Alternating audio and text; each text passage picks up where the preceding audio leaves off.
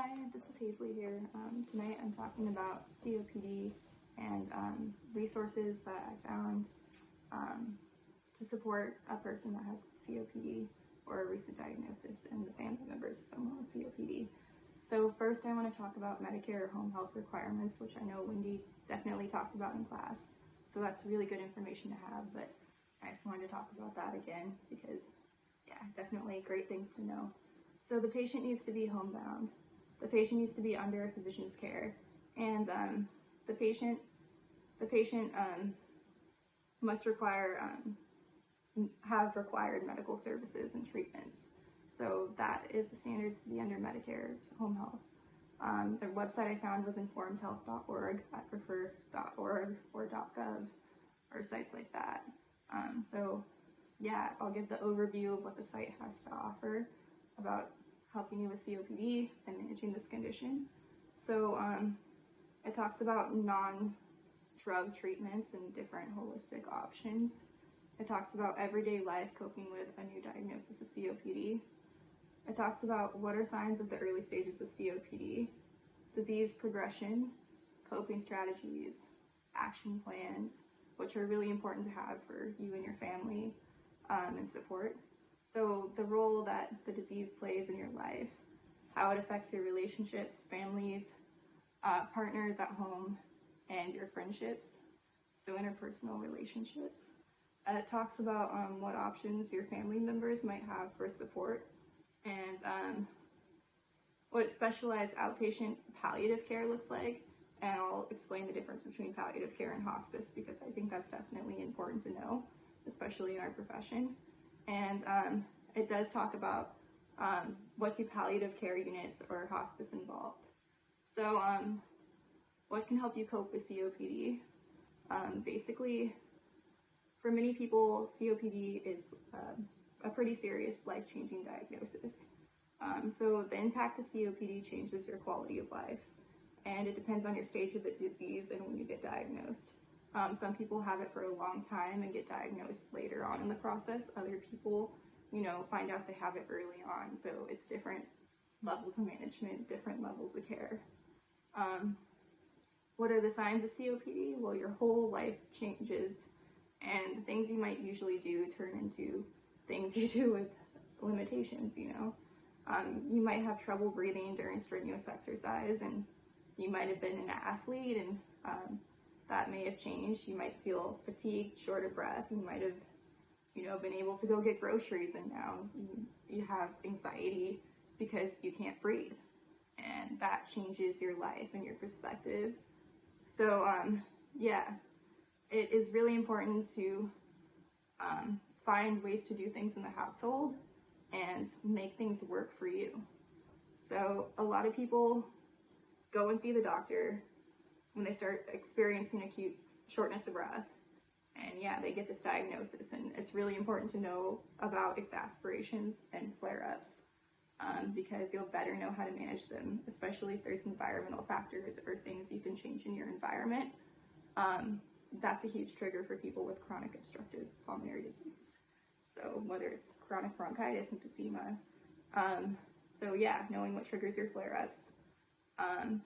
Staying active is really important. It talks about staying active because you need to do things safely and in your limitations. So within your limitations, it's really important to plan what you're going to do and plan things throughout your day so you have enough energy to be able to complete the task and have the confidence to be able to fully do them. So what happens as COPD progresses? So as it becomes more severe, people become out of breath all the time. They need to rely on their medications and their everyday activities they can't do without help. It talks about your normal activities and ADLs becomes harder because your muscles become strained and your body becomes weaker because you're burning more calories and you're working those small muscles in your body, which it takes up a lot of the body's stores and energy stores. And there's a lot of muscle wasting and loss in that process because you can't, have strength training as much. It's a lot more challenging for people. So it's really important you keep up on your calories. And this talks about a nutrition consult that you can get. So you can go see a nutritionist and be provided that care and planning when it comes to meals. It's also important to inform that person of resources that can bring home meals or help with grocery shopping or things like that, because they might not have access to things like that. And those are resources that you can provide or, learn about or have referrals to. So the next thing he talks about coping strategies and disease management. There's various things you can do to cope with COPD. There's conscious changes you can make and modifications you can make to your life that can help manage the disease. So basically it talks about that, rationing your energy. So we talked about that earlier. You need to find ways that you can go out and be social and visit your family and friends and participate in like a social life.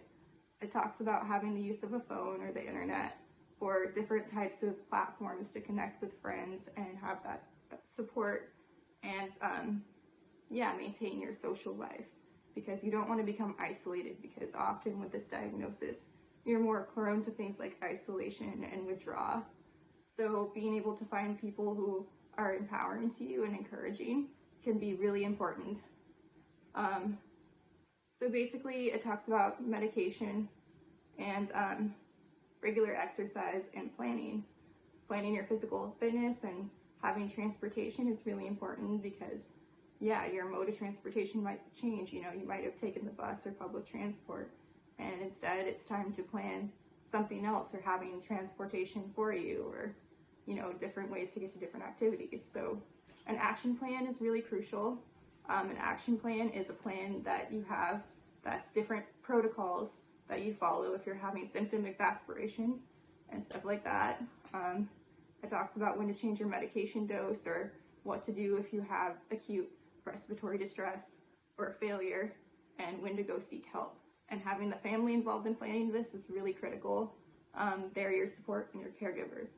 So the last thing I wanted to talk about that it talks about is palliative care versus hospice care. So basically the difference between the two: palliative care focuses on maintaining the highest quality of life while managing the treatment and other needs, and hospice care specifically focuses on the period closest to death. So it provides resources for palliative care versus hospice, and getting together in a professional team, and that can be really essential. It also talks about an advance directive, which is really important to plan and really crucial, so you know exactly what to do. And it's a really uncomfortable conversation at first, but it takes the burden off your family, and it lets you have the freedom and the choices that you need. So definitely have that conversation. The site also is in German, so if you speak German, here you go.